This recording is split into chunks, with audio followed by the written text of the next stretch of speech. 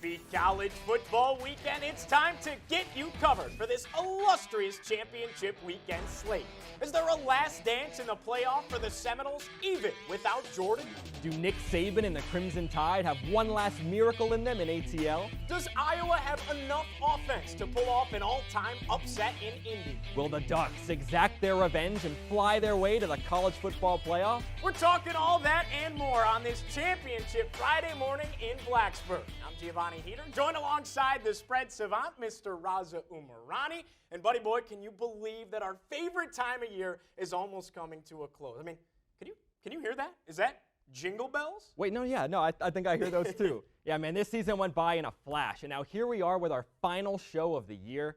We're sitting at an uneasy 23, 26, and 3 on the year. 6 games on tap here. We need to go 6-0 or 5-1 to finish with a winning record on the season. So let's make this one count, my friends. Oh, with that being said, it's time for our weekly bout with the books. For the final time this season, it's time to show Vegas who's boss. Give me my theme music. We start with our cautious covers in Jerry World, AT&T Stadium, Arlington, Texas, the home of the Big 12 title game, as number 7 Texas looks to make a playoff push against number 18 Oklahoma State. The Longhorns are 2 touchdown favorites in this ballgame, and it's easy to see why.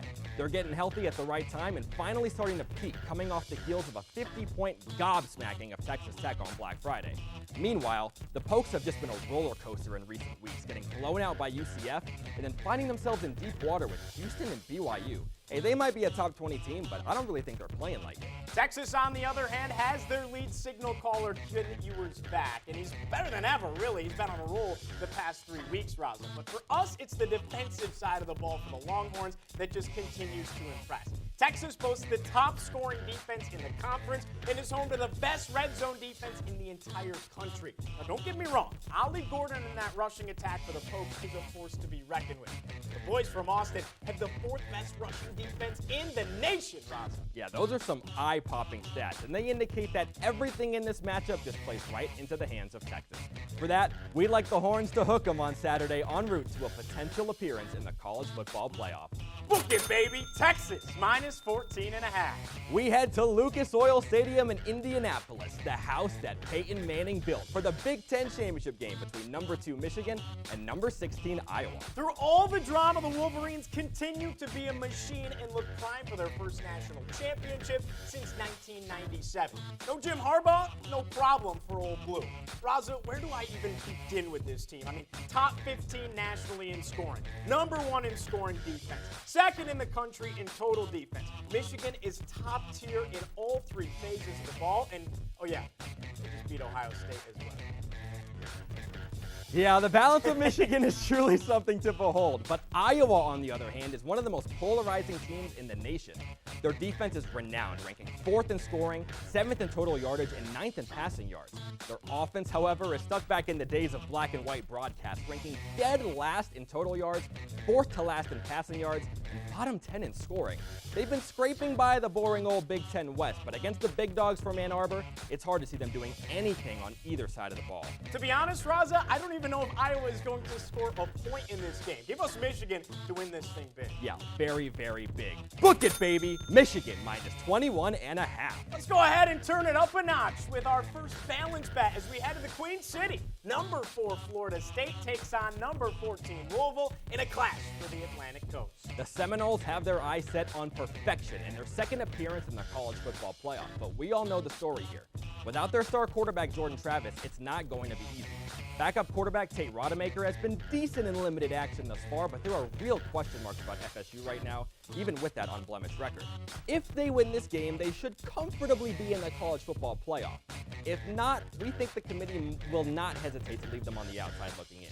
And winning certainly isn't a guarantee against this tough Cardinal squad. You know, Louisville has come down to earth just a little bit, though, Raza, in the last few weeks. After eking by in wins over Virginia and Miami, and then actually losing Week 13 against Kentucky. With that being said, it really couldn't have been a better first year for the Cards under Jeff Brom. Louisville has been elevated to a new height as a program and really has the opportunity to play in their first ever ACC title game something that they haven't done. They haven't won a conference championship since 2012. It just kind of has the feel that Louisville happened to peak at the wrong time. A little too early for the Cards, and maybe they don't have what it takes on Saturday. Yeah, it's going to be a close game, but with the Noles' superior talent on both sides of the ball, we like them to scrap by with a close win and, in all likelihood, punch their ticket to the playoff in Charlotte. Oh yeah, book it, baby. Florida State -1.5. Let's head down to the Big Easy for a pivotal matchup with plenty of New Year's Six implications. It's number 22 Tulane hosting SMU for the AAC title. You know, it just always feels like Tulane pops up this time of year. And it all started with the Green Wave's Cotton Bowl victory over USC a year ago, and this crew simply hasn't looked back since. Tulane rocks the second best scoring and total defenses in the conference. The issue is SMU is number 1 in both of those categories. Tulane tailback Mekhi Hughes is going to have to step up for this lackluster Green Wave offense if they want to stand a chance on Saturday. Hughes does rank, though, 12th in the country in rushing the ball, Raza. Yeah, no, he's a beast, and Tulane deserves their respect considering their last 2 seasons. But it might not be an overstatement to say that SMU is actually the better team in this game. A lot of y'all might not know this, but the Mustangs rank 5th nationally in scoring offense and 13th in scoring defense. Their quarterback Preston Stone has been rock solid all year long, ranking 20th nationally in passing. They went undefeated in conference play just like the Green Wave. They just don't have the momentum that Tulane does in recent years. You know, we're not saying that they win this thing outright, but since these two teams match up pretty evenly on paper, we feel very confident in taking the Mustangs and the points. Book it, baby. SMU +3.5. Buckle up, ladies and gentlemen, as we trek out west to the Sin City for our automatic ace. The Death Star in Las Vegas plays host to a rematch of all rematches in the Pac-12 championship game. It's number 3 Washington, number 5 Oregon. Winner is going to the college football playoff. Oh my goodness, Gio, this might just be the game of the year. Hey, we said that when these teams matched up in the regular season, and now the stakes are even higher with a playoff spot on the line. Hey, we got that pick wrong when we took the Ducks, but let's be honest with ourselves here.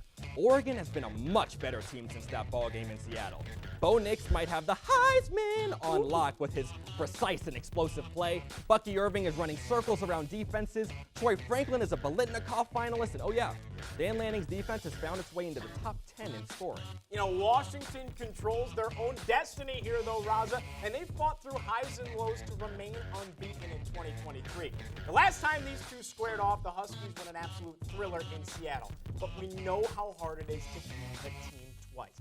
Not to mention the fact that the Ducks have overtaken UW as the top passing offense in the country. And Raza, they're putting up a touchdown more a game on average. Whew. Listen, Dan Lanning is going to be foaming at the mouth, and he's going to have his boys ready to roll on Friday night. Boy, we're like, what, 6 hours away from kickoff? I cannot wait. I can't wait either, my friend. Listen, the Huskies have had a great season, but the Ducks are simply built different. We like them to soar to their first Pac-12 title since 2020 and their first CFP appearance since 2014. You know what they say? What happens in Vegas punches tickets to the CFP. Book it, baby. Oregon -9.5.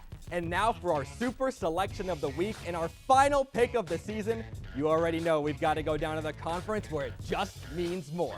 It's the latest installment of a heavyweight rivalry as number 1 Georgia takes on number 8 Alabama for the SEC title in Atlanta. Yet another situation where we think that the winner goes to the college football playoff while the loser is left out. Georgia has been up to the task as back-to-back defending national champion. Kirby and company would love nothing more than to absolutely complete this three-peat, a feat that not even Nick Saban has accomplished in his tenure at Alabama. Carson Beck has filled the shoes of Stetson Bennett pretty nicely, and the Dogs continue to dominate on defense. I beg you this question, though, Raza. Has Georgia played anybody yet? With their best win being at home against the 2-loss Missouri team, are the Dogs legit? Well, that's a good Missouri team, and listen, I'm going to level with you here. The Bulldogs are nearly touchdown favorites in this game for a good reason. Not only did the Tide need a miracle in Jordan Hare to beat Auburn last week, but Georgia ranks higher than Alabama in every single major statistical category. We're talking points, rushing yards, passing yards, and total yards on both sides of the ball. but we just don't feel comfortable betting against Nick Saban. He always pulls out the wins when his team has their backs against the wall. With Bama catching 5.5 points in this game, we love them to cover. You know, I'm with you on this one, brother. And there's a reason that nobody has won 3 national championships in a row in nearly 80 years. I think that Georgia is really, really good. With that being said, they're not what they were the last 2 seasons. Give us the Tide to win this bad boy outright as our ultimate underdog of the week.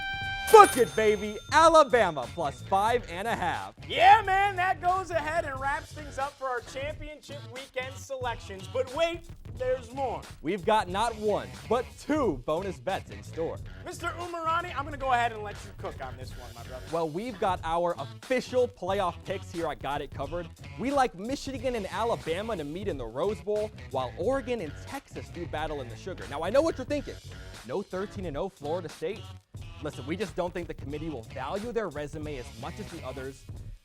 Not really as strong as Texas and Alabama. It's a really weird scenario, but that is our 4 playoff teams, and the odds of those 4 being the ones are plus 1,000. That increases to plus 2,300 when you put them in that order. Michigan, Oregon, Texas, and then Alabama. Those, my friend, are the ultimate futures picks. I absolutely love it. I absolutely love it. How could you not? For one last time this season, let's go ahead and recap this thing. We're taking Texas and Michigan to cover as huge favorites.